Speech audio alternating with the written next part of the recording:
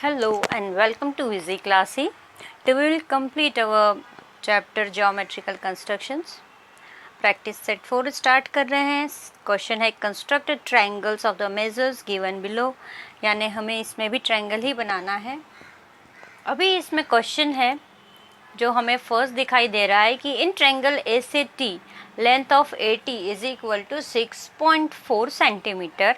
Major angle A is equal to 45 degree and measure angle T is 105 degree. Okay, तो सबसे पहले base line हमें पता है कि 6.4 सेंटीमीटर की है, तो हमने ज़ीरो पर एक पॉइंट लगाया, ये रहा 6.4 को, और ये हमने एक लाइन खींच दिया. ये बेस लाइन हो गई. इसके नाम हमें क्या देना होगा? ए टी देना है, क्योंकि हमें क्वेश्चन में बताया है कि जो ए टी लाइन है वो 6.4 सेंटीमीटर की है. ओके, नेक्स्ट उन्होंने कहा है कि जो एंगल ए है वो 45 डिग्री का है. तो 45 डिग्री का एक एंगल किस पर? पॉइंट ए पर हमने 45 डिग्री का एक एंगल ड्रॉ किया. अब हमें इसका लेंथ पता नहीं है कि कितना लंबा हमें लेना है. ओके, तो हम लोग अच्छा थोड़ा सा लंबा इसे ले लेते हैं. मैंने यहाँ अभी एरो ड्रॉ नहीं किया है, क्योंकि पहले हम इसका भी एंगल ड्रॉ कर लेंगे, फिर हम एरो देंगे, ताकि हमें कभी ज़रूरत हुआ कि इसे और बड़ा करना है ना, इसका लेंथ और इंक्रीज़ करना है, तो हम कर सकते हैं. इसलिए अभी हम यहाँ पर एरो ड्रॉ नहीं करेंगे.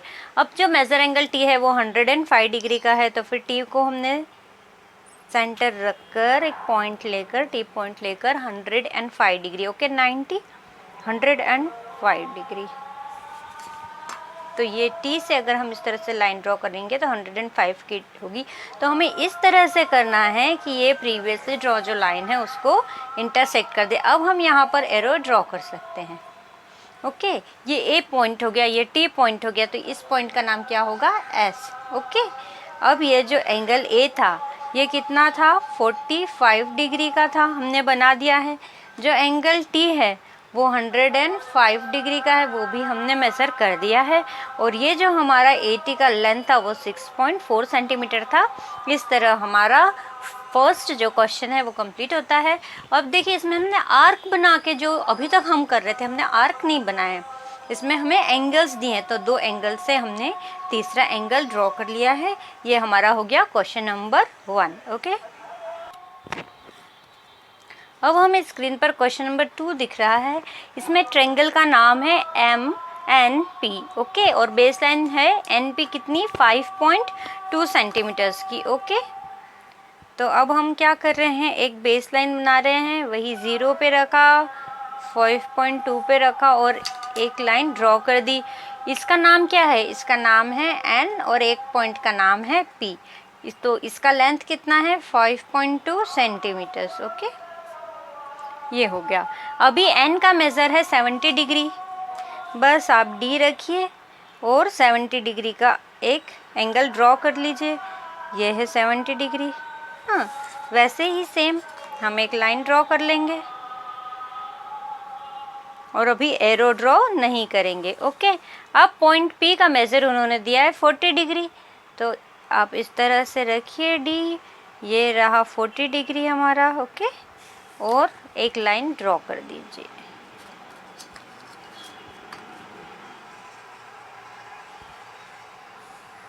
और हमेशा इस तरह से लाइन ड्रॉ कीजिए कि ये इंटरसेक्ट करे. अब आप एरो बना दीजिए. ये पॉइंट एन हो गया, ये पॉइंट पी हो गया, और ट्रायंगल का नाम था ट्रायंगल एम एन पी, यानी ये जो पॉइंट हो गया ये हो गया एम. अब हमें यहाँ मेंशन करना होगा कि जो हमने एंगल एन बनाया वो 70 डिग्री का था, जो एंगल पी बनाया वो 40 डिग्री का था. इस तरह दोनों एंगल ड्रॉ करके आप लाइन ड्रॉ करेंगे तो पॉइंट ऑफ इंटरसेक्शन मिल जाएगा, वो एम हो जाएगा, और इस तरह हमारा कंस्ट्रक्शन कंप्लीट हो जाएगा. ये जो दो क्वेश्चंस थे ये तो काफ़ी कुछ रिसेंबल करते थे. थर्ड क्वेश्चन में उन्होंने थोड़ा सा ट्विस्ट दिया है, तो चलिए देखते हैं थर्ड क्वेश्चन क्या है. थर्ड क्वेश्चन स्टार्ट करने के पहले हम एक रफ ट्रायंगल ड्रॉ कर रहे हैं. अब थर्ड क्वेश्चन में ट्रायंगल का नाम क्या है? Triangle E F G. Okay, तो ई जी 6 सेंटीमीटर है. हमें पता है कि ये बेस तो हमेशा देते हैं, तो जो ई जी, ई और जी है वो बेस हो गया है 6 सेंटीमीटर का. ओके, उन्होंने एंगल एफ दिया है और मेजर एंगल जी दिया है, उन्होंने ई नहीं दिया है। और आपको पता है कि जब हम कंस्ट्रक्ट करते तो हम यहाँ से ये ई पता होता तो हम एक लाइन ड्रॉ कर लेते, जी पता होता तो एक लाइन ड्रॉ कर लेते। अब ये एफ कैसे ड्रॉ करेंगे, है ना, क्योंकि हम चलिए किस तरह से कंस्ट्रक्ट कर लेंगे, पहले हम ई और जी ड्रॉ कर लेंगे, फिर हमारे पास मेजर एंगल जी है उससे हम एक लाइन ड्रॉ कर लेंगे। लेकिन ई लाइन कैसे ड्रॉ करेंगे, क्योंकि हमें यहाँ का एंगल ही नहीं पता, और ई लाइन ड्रॉ नहीं करेंगे तो एफ कैसे बनेगा। हाँ, तो अब हम क्या करेंगे, क्योंकि अगर चलिए हमें पता है कि एफ कितना है 65 डिग्री है। अब हम यहाँ पे रख के इसको पॉइंट मान के 65 डिग्री का बनाना है, यहाँ पे पॉइंट रख के 65 डिग्री का बनाना है, किस तरह से बनाना है। तो अब हम देखते हैं कि अगर इस तरह के क्वेश्चंस हमें आते हैं तो हम उसे किस तरह से सॉल्व करेंगे।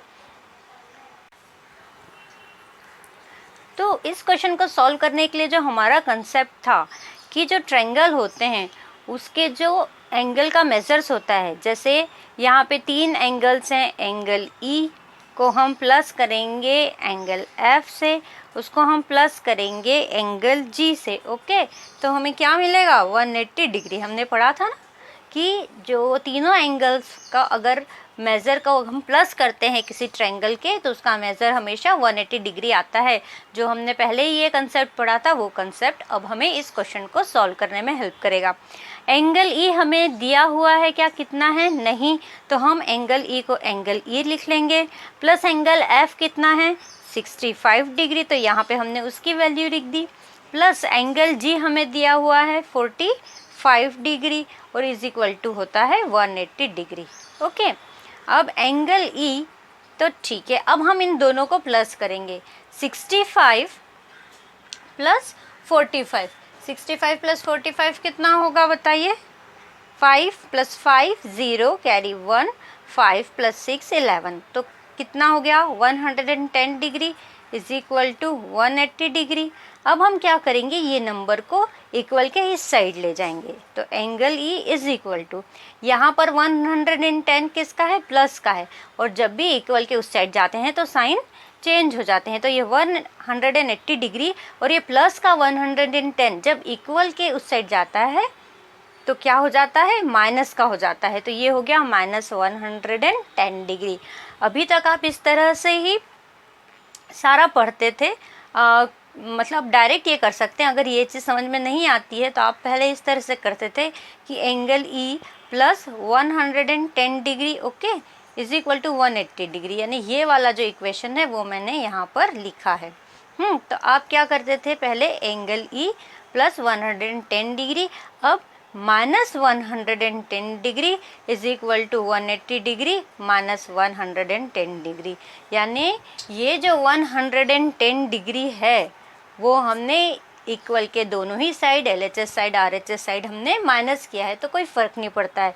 तो अगर आपको डायरेक्ट मेरी बात समझ में आती है कि प्लस 110 को इक्वल के जब भी दूसरी साइड ले जाते हैं तो साइन हमेशा चेंज होते हैं, प्लस का है तो माइनस हो जाता है, माइनस का है तो प्लस हो जाता है, इनटू का है तो डिवीज़न हो जाता है और डिवीज़न का है तो इनटू हो जाता है। तो ये कंसेप्ट पता हो तो आप डायरेक्ट ये वाली लाइन पर आ सकते हैं, लेकिन अगर आपको नहीं समझता है ऐसा तो फिर आप ऐसा कीजिए कि दोनों ही साइड हमने माइनस 110 किया है ना, जब इक्वल के दोनों ही साइड कोई चीज़ प्लस की जाती है या कोई चीज़ माइनस कर दें या कोई इनटू कर दें या किसी नंबर से डिवाइड कर दें तो नंबर अनचेंज रहता है, इसलिए हम ऐसा कर सकते हैं। अगर हम इसको आगे करेंगे तो angle E plus minus minus हो जाता है, तो 110 degree minus 110 degree is equal to 0 degree, तो ख़त्म हो गया। और यहाँ पर क्या आएगा 180 degree minus 110 degree is equal to क्या आ जाएगा 70 डिग्री। तो अगर आपको वैसा नहीं आ रहा है समझ में तो आप इस तरह से उसे समझ सकते हैं, और अगर आपको डायरेक्ट समझ में आता है तो एंगल ई कितना हो गया, ये 110 इक्वल के उस साइड चला गया तो 180 माइनस 110, तो angle E is equal to 70 degree. Okay, तो आपको जिस तरह से समझ में आता है इस तरह से समझ में आता है तो इस तरह से समझ में आता है तो इस तरह से हमने दोनों तरह से ले लिया। इस तरह हमें सब करते हुए क्या हुआ, हमें एंगल ई मिल गया है, जो एंगल ई है उसका मेज़र है 70 डिग्री। अब देखिए हमें एंगल जी पता है, एंगल एफ पता है, लेकिन एंगल ई के बिना हम बना नहीं पा रहे थे, तो अब हमें एंगल ई मिल गया है 70 डिग्री।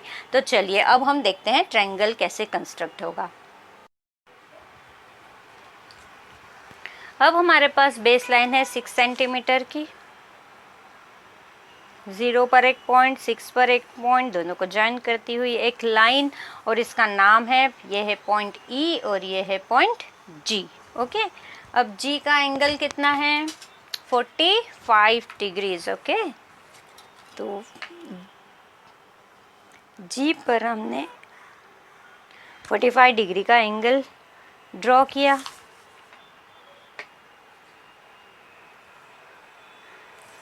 ओके, आप चाहें तो जैसे ही एंगल ड्रॉ कर रहे हैं आप यहाँ पे मेंशन कर दीजिए कि ये 45 डिग्री है, ये 6 सेंटीमीटर है। ओके, अब एंगल ये हमें पता है कितना है, 70 डिग्री है।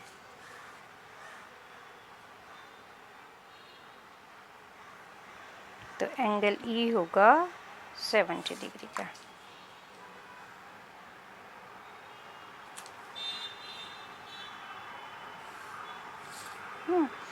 ये हो गया 70 डिग्री, और ये एंगल चलिए हम मेज़र करते हैं कितना होना चाहिए।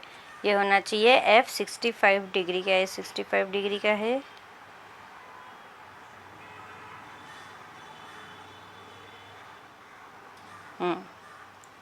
ये 60, ये 70, ये 65 डिग्री का है। बस आप D को प्रॉपरली प्लेस कीजिएगा, क्योंकि थोड़ा भी पॉइंट इधर उधर रहता है तो इसका एंगल भी डिस्टर्ब होता है। तो ये E पॉइंट हो गया, ये G पॉइंट हो गया, और ये कौन सा पॉइंट हो गया, पॉइंट F। तो इस तरह से हमने थर्ड क्वेश्चन भी कंप्लीट कर लिया है, ट्रायंगल कंस्ट्रक्ट कर लिया है। अब लास्ट क्वेश्चन प्रैक्टिस सेट 4 का। इसमें हमें दिया है ट्रायंगल XYZ, जिसमें XY दिया है हमें, ये तो सेम है 5। ओके, प्रैक्टिस सेट 5 में क्या है, construct triangles of the measures given below. ठीक है, हमें ट्रायंगल्स कंस्ट्रक्ट करने हैं। फर्स्ट क्वेश्चन है triangle MAN where measure angle MAN is equal to 90 degree. कोई ट्रायंगल है उसमें 90 डिग्री का एंगल है, इसका मतलब क्या हो गया, वो कौन सा एंगल हो गया, राइट एंगल ट्रायंगल हो गया। एंड AN जो उसका लेंथ है 8 सेंटीमीटर है, और जो दूसरा MN है उसका लेंथ है 10 सेंटीमीटर। तो इजीली बन जाएगा, हम प्रीवियस प्रैक्टिस सेट में बना चुके हैं। और जो आप सेकंड क्वेश्चन देखेंगे, देखिए फर्स्ट क्वेश्चन और सेकंड क्वेश्चन सेम है, लेकिन सेकंड क्वेश्चन में उन्होंने थोड़ा सा ट्विस्ट किया हुआ है। ठीक है, तो हम लोग सेकंड क्वेश्चन अटेम्प्ट करते हैं, फर्स्ट और सेकंड दोनों क्वेश्चन सेम है। In a right angle triangle STU, इन्होंने एंगल नहीं दिया है।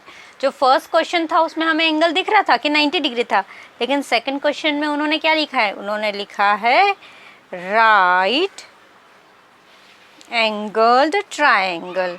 अब जिसके कंसेप्ट क्लियर है वो समझ जाओ कि राइट एंगल ट्रायंगल है मतलब 90 डिग्री का एंगल है।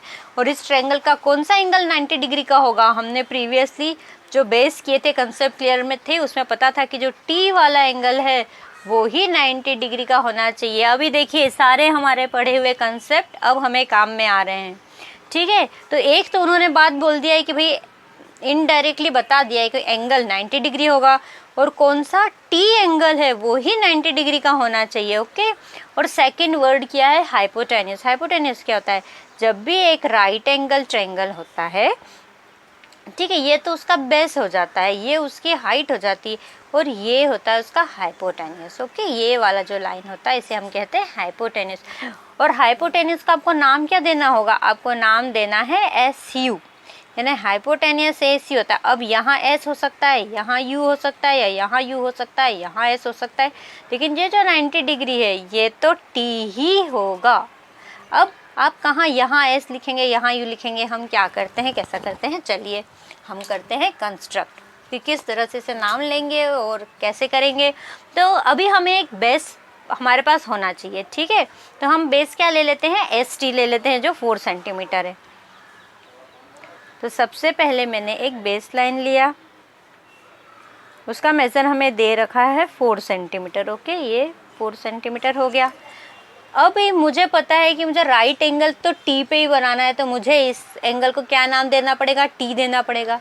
और मुझे पता है मैंने ये कितनी बनाई है, 4 सेंटीमीटर की बनाई है। ओके, तो मेरी ये वाला नाम क्या हो गया, S हो गया, क्योंकि उसमें दिया है कि ST जो लाइन है उसका लेंथ है 4 सेंटीमीटर। अब यहाँ पे 90 डिग्री है, आप बच्चे प्लीज़ प्रोटेक्टर की हेल्प से ही 90 डिग्री ड्रॉ करें, क्योंकि थोड़ा भी इधर उधर हो जाएगा तो फिर कंस्ट्रक्शन गलत हो जाता है। ओके, 90 डिग्री मेज़र किया। अब ये कितना लेना है हमें तो पता नहीं होता है, तो हम यूजुअली क्या करते हैं, जब भी एंगल बनाते हैं एक रे ड्रॉ कर देते हैं। ये हो गया टी पे 90 डिग्री। Okay, S T. अब हमें यहाँ पर यू पॉइंट को देखना है कि वो कहाँ पे आएगा। ये हमें 4 पता था, ये हमें 90 डिग्री पता था। ठीक है, अब हमें पता है एक की लेंथ है जो एस यू हाइपोटेनस ने एस, और ये यू, ये कितना है 5 सेंटीमीटर है। हम कैसे करते हैं, 0 से 5 सेंटीमीटर का लेंथ लिमिट लेंगे इसका। ठीक है, ये हमने क्या ले लिया 5 सेंटीमीटर। अब हमको एस यू है, मतलब एस को सेंटर रख के इसको कट करना है। बस जहाँ पर ये कट हो गया है उस पॉइंट ऑफ इंटरसेक्शन और इस ए को मिलाती हुई एक लाइन हमको ड्रॉ करना है। ये जो पॉइंट ऑफ इंटरसेक्शन है ये हमारा हो गया यू, ये हो गया 90 डिग्री, और ये जो हमारा एस यू है वो कितना है 5 सेंटीमीटर है। तो हमने यहाँ मेज़र कर दिया कि ये कितना है 5 सेंटीमीटर है। और टी यू कितना है वो हमें दिया नहीं है, मेंशन करना इतना ज़रूरी नहीं है, हम मेंशन कर देंगे तो कर भी सकते हैं, सब टू यू। 3 पॉइंट समथिंग है यहाँ पर, लेकिन मेन जो हमें दिया है वो यहाँ हमें लिखना रहेगा। ये 90 डिग्री हो गया, ये हो गया, ये हो गया, ये आपका कंस्ट्रक्शन हो गया। तो जो फर्स्ट वाला क्वेश्चन है वो और सेकंड वाला दोनों सेम है, लेकिन सेकंड वाले को हमने लिया क्योंकि फर्स्ट वाला तो सिंपल था कि 90 डिग्री का एंगल लो, इतना लेंथ है, इतना लेंथ है, ये हम बना चुके हैं। यहाँ पर इन्होंने क्या क्या दिया था, उन्होंने केवल लिखा था कि ये राइट एंगल ट्रायंगल है, हमें समझना था कि 90 डिग्री है। उन्होंने ट्रायंगल का नाम भी दे दिया था एस टी यू, यहाँ हमें समझना था कि जो एंगल टी है वो ही 90 डिग्री का होना चाहिए। फिर इन्होंने एक और पॉइंट दिया था कि जो हाइपोटेनियस है उसका नाम एस यू ही होना चाहिए, तो नाम हमें इस तरह से देना था कि ये जो एस यू है वो हाइपोटेनियस ही हो। कितनी सारी बातें ध्यान में रखते हुए करना है। अगर आप ध्यान न दें, अगर आप एस यू यहाँ बना देते, बेस 5 सेंटीमीटर ले लेते और पूरा कंस्ट्रक्ट कर लेते तो भी आपका गलत हो जाता, आपको 0 मार्क मिलता, क्योंकि एस यू जो क्वेश्चन में पूछा है कि आपका हाइपोटेनियस होना चाहिए वो हाइपोटेनियस नहीं होता। इसलिए बेटा छोटे छोटे कंसेप्ट, छोटी छोटी बातें ध्यान में रख के पढ़ते जाइए, आपको आगे तक भी कोई इशू नहीं आएगा। चलिए अब हम देखते हैं क्वेश्चन नंबर 3। क्वेश्चन नंबर 3 क्या बोल रहा है, in triangle ABC length AC is 7.5 centimeter and measure angle ABC is 90 degree and length BC is equal to 5.5 degree। अभी देखिए मेजर एंगल ABC 90 डिग्री है। हाँ, मतलब हम यहाँ पे पहले रफ पे थोड़ा सा कर लेते हैं कि क्या हमें करना है। ABC यानी जो मेजर एंगल B होगा वो रहेगा 90 डिग्री का। ओके, यहाँ पे अगर हम B ले लें, हमें AB की उन्होंने देखिए AB हमें दिया नहीं है। ओके, BC दिया है, हम मान लें कि चलो BC हमारा बेस हो गया 5.5 का, ताकि हमें हेल्प हो जाए। ओके, अब मेजर एंगल भी 90 डिग्री का है, मतलब फिर ये हो गया 90 डिग्री का ट्रायंगल। अब ट्रायंगल का नाम था ABC, मतलब ये A हो गया, BC पता हो गया, एंगल पता हो गया है ना, AC भी हमें पता हो गया है। ठीक है, अभी इसका कंस्ट्रक्ट करके देखते हैं कैसा बनता है। ओके, तो चलिए तो हम बनाते हैं। यहाँ पर हमें BC दिया है 5.5 का, हमने ले लिया।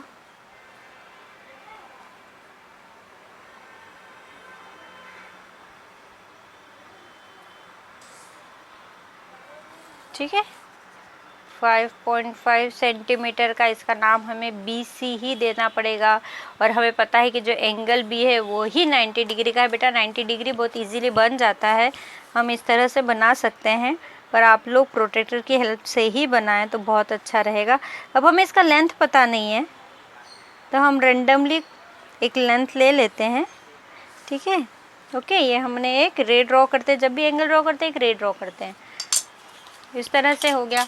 अब नेक्स्ट स्टेप क्या रहेगा, हमें BC पता था, हमने बना लिया, हमें एंगल B पता था, वो भी हमने 90 डिग्री पे ले लिया। अब A और C, यानी A कौन सा होगा जो यहाँ पे पॉइंट बनेगा, और C पता है, मतलब हमको C को सेंटर लेना है। A और C को सेंटर लेके कितना करना है 7.5 सेंटीमीटर। ये 7.5 सेंटीमीटर की हो गई। ये जो पॉइंट ऑफ इंटरसेक्शन हो गया ये हो गया हमारा ये क्या हो गया 5.5 सेंटीमीटर हो गया। ये सॉरी 7.5 सेंटीमीटर था। हमने कितना लिया था चेक कर लेंगे एक बार। राइट, हमने 7.5 सेंटीमीटर ही लिया है, तो ये हमारा 7.5 सेंटीमीटर का हो गया है। ठीक है, तो ये कितना हो गया 7.5। ओके, ये हो गया 5.5, ये एंगल हो गया 90 डिग्री, कंस्ट्रक्शन हो गया। तो वही चीज़ रिपीट है बेटा, नेक्स्ट में भी वही है कि हमें दो जो सेगमेंट्स है उनका लेंथ दिया है, एक एंगल है वो 90 डिग्री का, ये पूरा राइट एंगल सही है। ठीक है, तो ये हमारा पूरा हो गया कंप्लीट। अब जो नेक्स्ट है प्रैक्टिस सेट, अब वो हम देखते हैं कौन सा प्रैक्टिस सेट है, प्रैक्टिस सेट 6। ओके, तब हम प्रैक्टिस सेट 6 स्टार्ट करते हैं। अब इसको स्टार्ट करने के पहले हमें एक कंसेप्ट समझना होगा, वो है कॉन्ग्रुएंट क्या होता है। क्या नया वर्ड आया है, वो है कॉन्ग्रुएंट।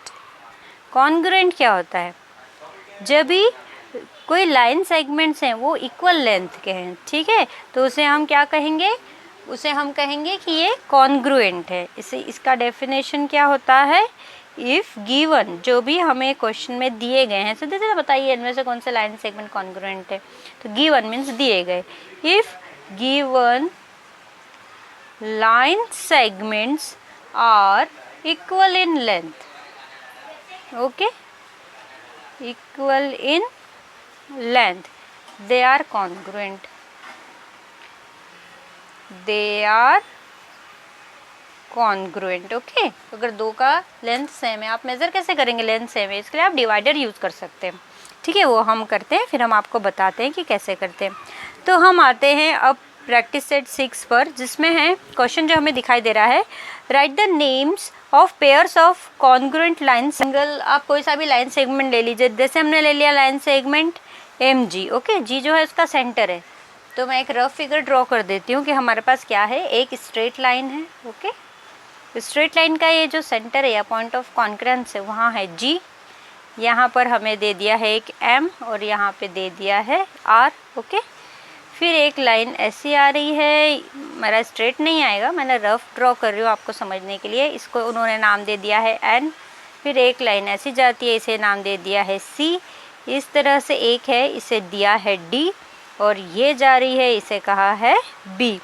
तो इस तरह डिवाइडर की हेल्प से आप देखेंगे तो आपको जब भी टीचर ड्रॉ करके देंगे ना एग्ज़ाम में रहेगा, अगर आप टेक्स्ट बुक से करें तो आपको टेक्स्ट बुक में दिखेगा कि किसको एक आप कुछ भी ले लीजिए, जैसे मैंने ये ले लिया है MG का डिवाइडर से हमने विड्थ मेज़र कर लिया कि कितना लेंथ है, उसे आप मेज़र कर लो, क्योंकि हमें क्या देखना है कि कौन सा कॉन्ग्रुएंट है, और कॉन्ग्रुएंट के डेफिनेशन क्या है कि जो लाइन सेगमेंट हो जिनकी लेंथ इक्वल हो। ओके, तो यहाँ पर हमें 4 बताने हैं, हम यहाँ पे लिखते हैं कि फर्स्ट कौन सा है जो बराबर है। तो फर्स्ट सेगमेंट है MG। अच्छा, ये होता है इक्वल का साइन, सभी को पता है, उसके ऊपर ये इस तरह डिज़ाइन कर देते हैं तो ये कॉन्ग्रुएंट का साइन हो जाता है। इसका मतलब है कि सेगमेंट MG कॉन्ग्रुएंट है सेगमेंट GR के, है ना।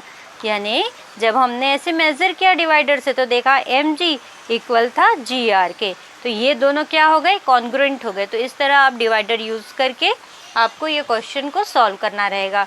अब हमें दिया है सेकंड पॉइंट, सेकंड पॉइंट में क्या है, सेगमेंट MG को ही हमने लिया हुआ है, और उससे हमने जब मेज़र किया तो हमें पता लगा था कि सेगमेंट GR के अलावा एक सेगमेंट और था NG, है ना, यानी ये वाला सेगमेंट था वो भी इसके बराबर था। ओके, फिर जो आपकी बुक में दिया हुआ है अकॉर्डिंगली हम लोग उसको मेज़र करके लिख रहे हैं कि नेक्स्ट जो है सेगमेंट GC है। ओके, वो भी कॉन्ग्रुएंट है किसके, सेगमेंट GB के।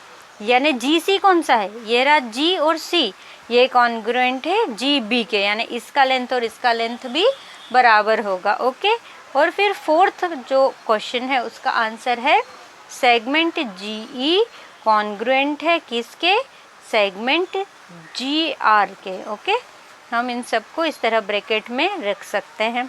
ओके, तो सेगमेंट जी ई कहाँ है, ये रहा जी, और ई कहाँ है, ई तो यहाँ हमें कहीं ड्रॉ हमने किया ही नहीं है, तो ड्रॉ करना पड़ेगा ना भाई यहाँ पर, तो ये ई भी है।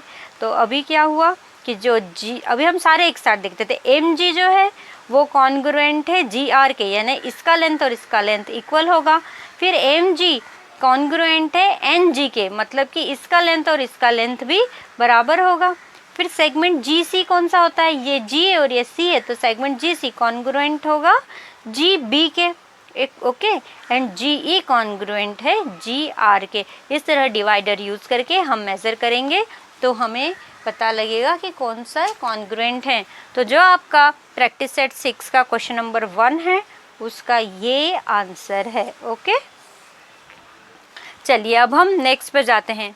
On the line below the distance between the two adjoining points shown on it is equal, यानी जो हमें नंबर लाइन दिख रही है, अभी हमें दिख रहा है स्क्रीन के ऊपर कि एक नंबर लाइन बना हुआ है, तो इनके जो एडजॉइनिंग पॉइंट्स मतलब क्या होते हैं, जैसे पॉइंट Q दिख रहा है, पॉइंट P है, Z है, Y है, X है, W है, A है, B है और C है, तो ये सारे पॉइंट्स जो हैं उनका जो बीच का डिस्टेंस है वो इक्वल है, यानी इक्वी डिस्टेंस है। अब सब बराबर हैं। अब उन्होंने हमें पूछा है, देखिए ये बहुत ही इजी क्वेश्चन है, अगर इस तरह की कोई भी क्वेश्चन आ रहे तो हम लोग फुल मार्क्स बहुत ही इजीली ले सकते हैं। उन्होंने कहा है सेगमेंट ए बी कॉन्ग्रुएंट होगा कौन से सेगमेंट के।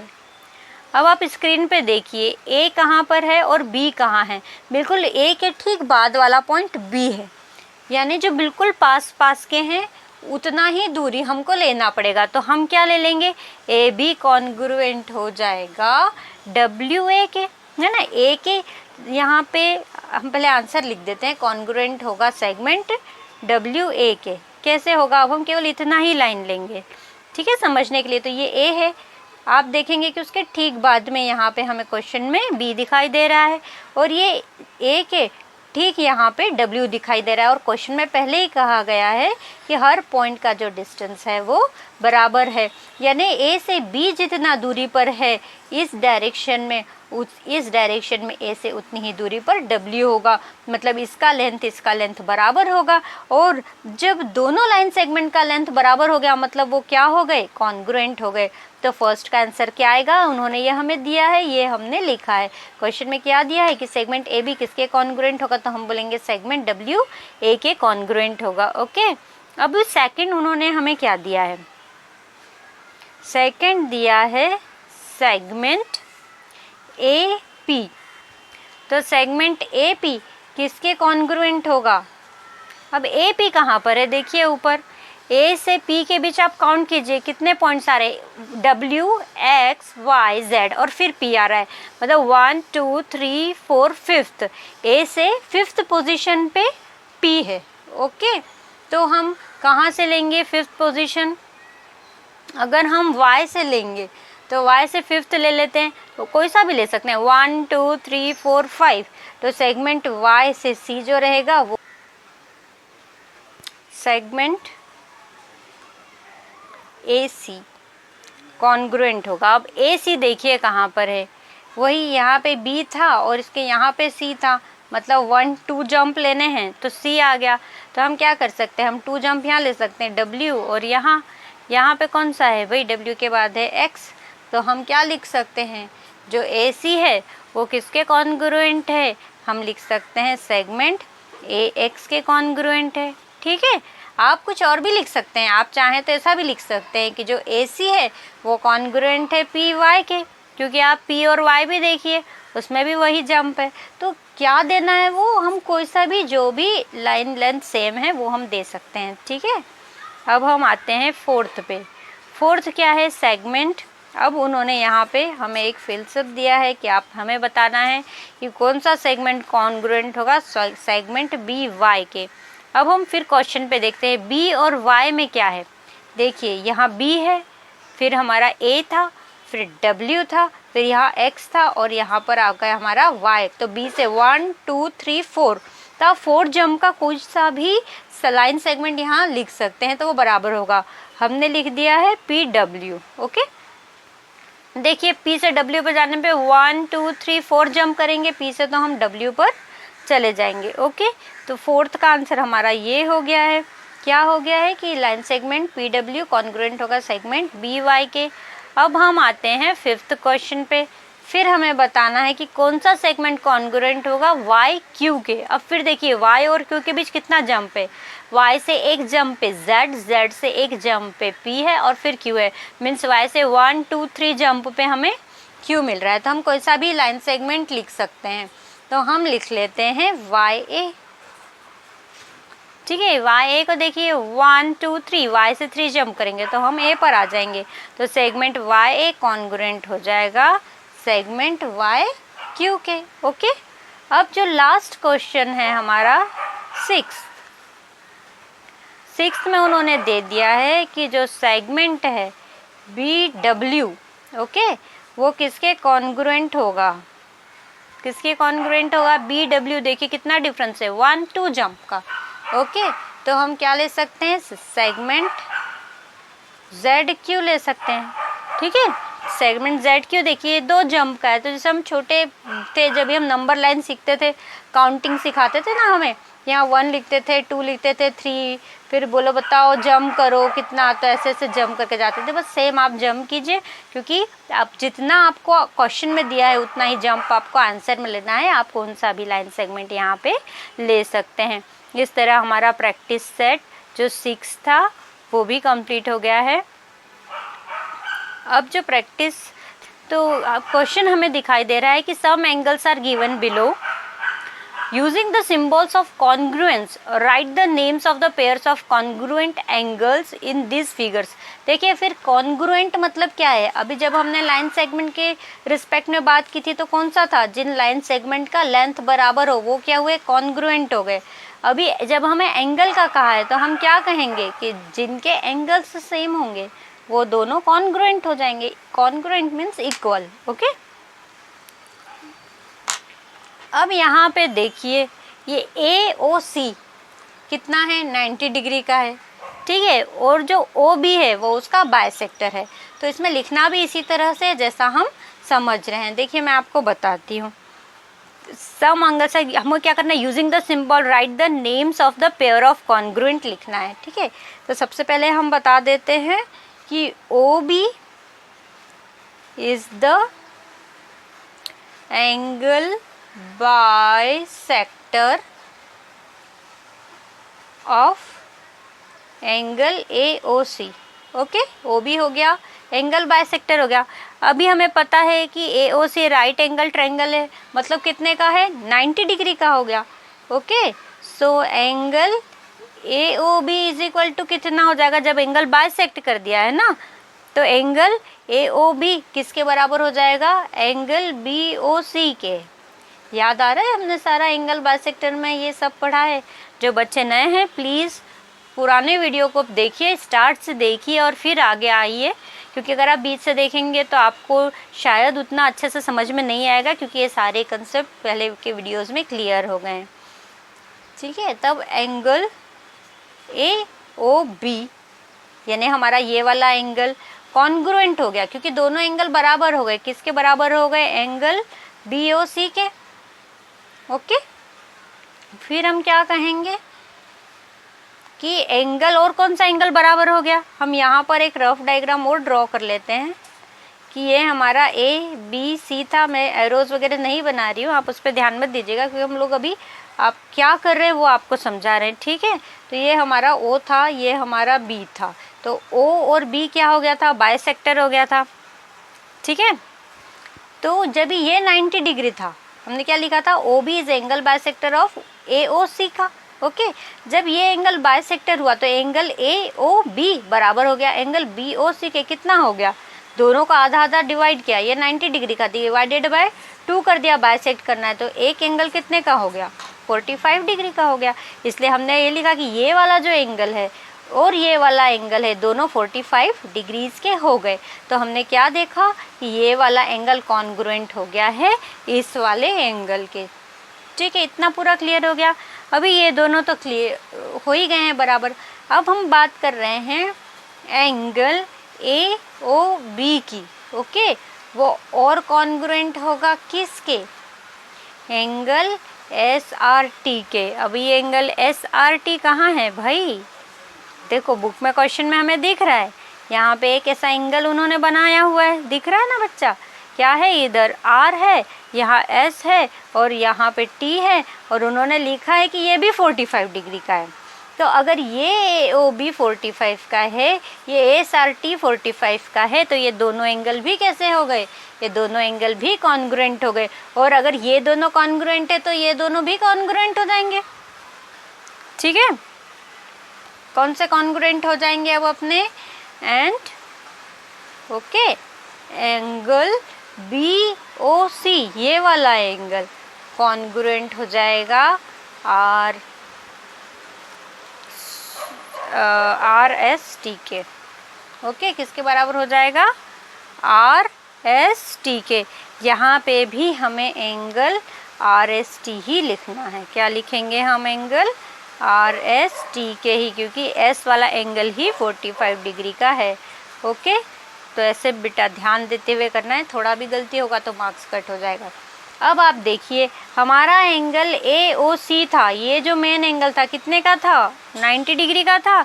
और यहाँ देखिए एंगल जो PQR दिख रहा है वो भी 90 डिग्री का है। तो ये दोनों एंगल भी हमारे कॉन्ग्रुएंट हो गए, ठीक है। अब देखिए, अब एक एंगल जो इन्होंने ड्रॉ करके दिया है फर्स्ट वाले, इसमें ही आप देखेंगे ना, ये वाला जो फिगर है फर्स्ट वाला, उसमें इस तरह से इन्होंने D दिया है और यहाँ पर हमें क्या दिया है? ये जो एंगल है ये वाला, ये 30 डिग्री का है, ओके। तो एंगल DOC, मतलब बस हमें केवल यही देखना है कि जो दो एंगल बराबर हैं, इसका मतलब है कि वो कॉन्ग्रुएंट है। तो आप केवल ढूंढिए कि कौन से एंगल बराबर है। जो एंगल बराबर है बस लिख दो कि ये बराबर है, ये कॉन्ग्रुएंट है। तो एंगल ये जो LMN दिया है, हाँ उन्होंने दिखा है 30 डिग्री का है, यहाँ पे इस तरह से एक ड्रॉ करा हुआ है जो लास्ट में है, और यहाँ पे लिखा है 30 डिग्री। तो ये भी 30 डिग्री है, ये भी 30 डिग्री है, मतलब ये दोनों एंगल भी क्या हो गए? कॉन्ग्रुएंट हो गए। तो हम कह सकते हैं क्या है? So we can say that angle DOC is equal या कॉन्ग्रुएंट, है ना। जब यहाँ पे ऐसा तो हम कहते हैं congruent. So angle DOC is congruent to angle LMN, okay. तो इस तरह से हमारा जो प्रैक्टिस सेट 7 है वो भी कंप्लीट होता है, और हमारा ये जो चैप्टर है ज्योमेट्रिकल कंस्ट्रक्शन वो भी यहाँ पे कंप्लीट होता है। तो चलिए, आई होप आप लोगों को अच्छे से समझ में आ गया होगा ये लेसन पूरा। आप कंस्ट्रक्ट कीजिए, आपको सारा कुछ अच्छे से बनाते आ जाएगा। अगर अच्छे से बनाते आ जा रहा है तो प्लीज़ आप कमेंट करके बताइए कि आपको अच्छे से समझ में आ रहा है। अगर कुछ आपको प्रॉब्लम है, कुछ डाउट्स हैं, तो भी आप मुझे ज़रूर कमेंट करके बताइए कि क्या इशू आपको आ रहे हैं जिसे हम सॉल्व करें, ओके। तो अगर वीडियो पसंद आया है तो लाइक कर दीजिए। अगर आप चैनल पे नए हैं तो प्लीज़ सब्सक्राइब कर दीजिए और बेल आइकन को प्रेस कर दीजिए, ताकि जब भी मेरा वीडियो आएगा तो आपको उसका नोटिफिकेशन मिल जाएगा। और ये videos Monday to Friday daily आते हैं, तो आप डेली साथ में पढ़ते रहिए, ठीक है। तो फिर मिलते हैं आपसे नेक्स्ट वीडियो में। बाय।